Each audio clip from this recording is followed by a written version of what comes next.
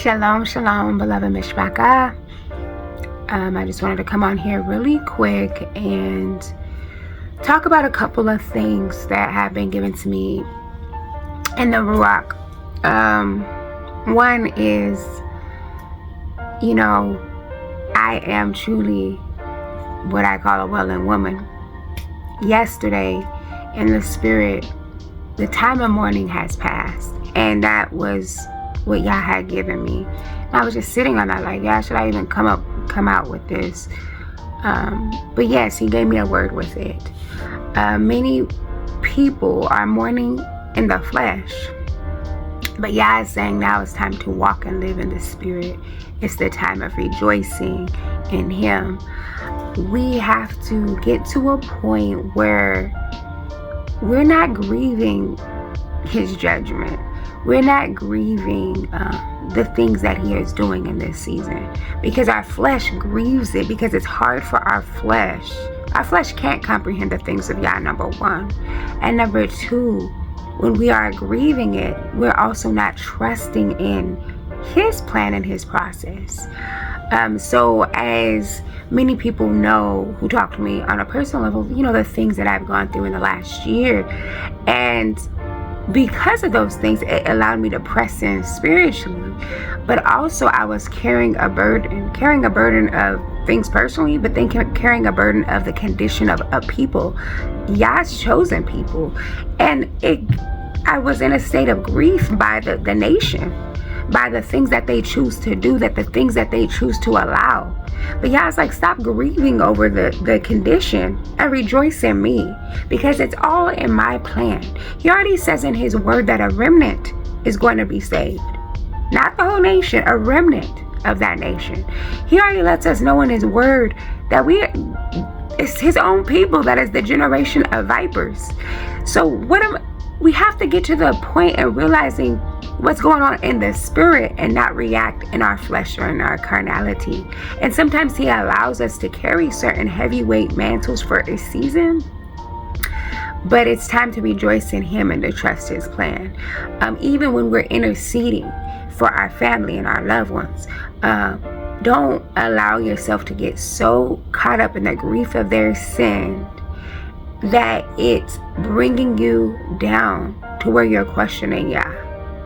He wants us to ascend higher and rejoice in him. It's in our praise. I have another post talking about the praise is our currency. The more we rejoice in him, the more we lift him up, the more we exalt his name, he shows himself strong. That is what he does. He says, I inhabit the praise of my people. The enemy can't dwell when we give him a pure praise. Yah is going to show himself strong. Literally, when you look at the war cry, it was Yehuda who would go and praise. So we must stop mourning and rejoice in the judgments of Yah. He has heard our intercessions. He has heard our cries. He has heard our pleas. Trust Yah and rejoice in him and his judgment. I'm going to read a couple of scriptures because I want us to bring out, don't mourn in the flesh, live in the spirit. Let me bring this out really quick. Our flesh will carry the trauma. Our flesh is what carries the hurt. Our flesh is what causes us to ruminate over things where we can't move forward in Yah. He wants us to walk in the spirit. He's looking for that, the remnant is going to be without spot and without wrinkle. How can we do that in our flesh? We can't. We have to mature in the spirit, walk in the spirit daily. Because sometimes we think it's righteous mourning, and there is a season. He does give us seasons to mourn. He does. But then there's a point where we're starting to mourn over Tammuz. And we're not called to do that. When people are living in wickedness and they're choosing the pathways with Satan and the fallen and the idols and the worship, we could hold on to it so much that we're grieving over Tammuz. We're grieving over our idolatry. Look at our people. This is what we do. get delivered out of bondage, and we're grieving about our conditions. Don't allow yourself to grieve over Tammuz. Trust Yah's plan in this season and rejoice in him. So I'm going to read Galatians 5:13-16 really quickly. I pray you take this to Yah. It says, "For brethren, ye have been called unto liberty, unto freedom. Only use not liberty for an occasion to the flesh, but by love serve one another.